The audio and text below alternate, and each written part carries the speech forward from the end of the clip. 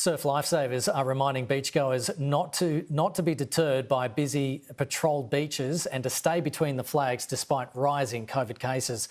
Last summer, there were 136 coastal drowning deaths, with males accounting for 90% of all drowning deaths. Joining me now is General Manager of Coastal Safety at Surf Lifesaving Australia. Thanks so much for your time, Shane. Can you tell us a little bit about what the beaches are looking like at the moment? Are they packed? Yeah, thank you. We've had a bit of a mixed picture around the country. We've got some very diverse weather happening at the moment, and a lot of the beaches have been busy. On Christmas Day, for example, I was down the beach and the beaches were packed.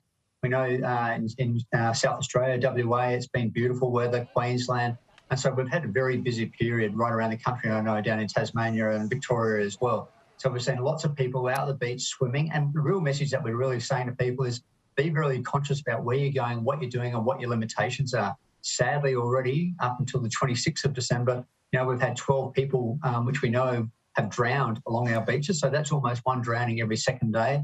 And we know there's been a few other fatalities occurring as well. So it's been a sad time for a lot of people, and we want them to think about what they're doing, how they can be safe, and how they can enjoy the beach this summer period. 12 drownings, that is tragic. And so, from what you're telling me is that your surf lifesavers, they've been run off their feet so far in this end of year period. Yeah, we've got surf lifesavers and the lifeguards, they're doing the best that they can. We're doing everything possible. We've got the Westpac Lifesaver rescue helicopters up. We've got our rescue watercraft, our inflatable rescue boats, and everyone's working to try and make the beaches as safe as possible. But what we've experienced is people trying to do the right thing with COVID and swimming at remote and more secluded locations. But by doing that, they're further away from any support and assistance that can be provided to them. We know that last year, over 51% of drowning deaths occurred more than 5 kilometres away from a life-saving service of some type. So the message is clear for us. If you want to go swimming, please do it at a patrol beach between those red and yellow flags. We just don't want any more lives lost.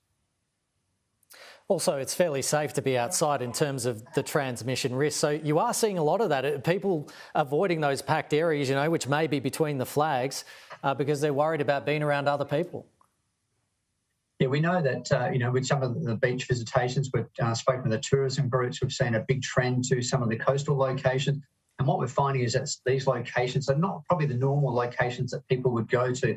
So they're unfamiliar with the area. They don't know how to identify rips, and we've had a number of the tragedies this year already occurred of people getting caught in rip currents, not wearing life jackets. So it's a range of different things. So we're saying, hey, if you do need to head to a beach and it's not a patrol beach, then you need to understand that environment and have a stop, look, plan approach. And by that we mean stop. Can you identify a rip current? Is there a rip current? Is there any other dangers? Look around for other hazards and check if there's any other safety factors that you need to take into place.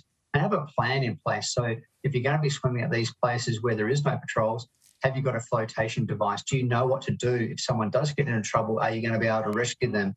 What we're saying to people is we've got 12,000 beaches. Get on beachsafe.org.au. It'll show you each of those beaches. It'll tell you what the risks and hazards are at those locations. But more importantly, it'll tell you where the nearest patrol beach is.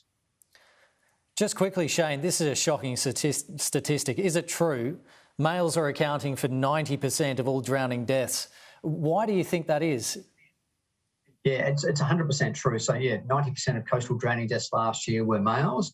And we know it's a couple of different factors. Males are more prone to taking higher levels of risk. So when we see something, we say, okay, the risk isn't significant enough for us and we're going to be challenged by it. So whether it's out rock fishing or out boating or, we've had people jumping off cliffs, doing those activities, which seem fun at the time, and they have.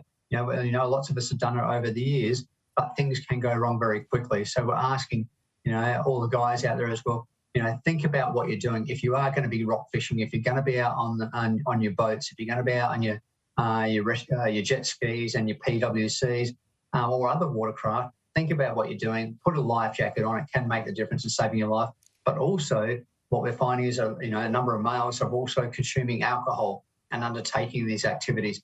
And even small amounts of alcohol is going to inhibit your abilities to survive in the water. We know the impacts on the road with car accidents, etc. And the same applies very much at the water. So if you're thinking about having a drink, then please don't go swimming.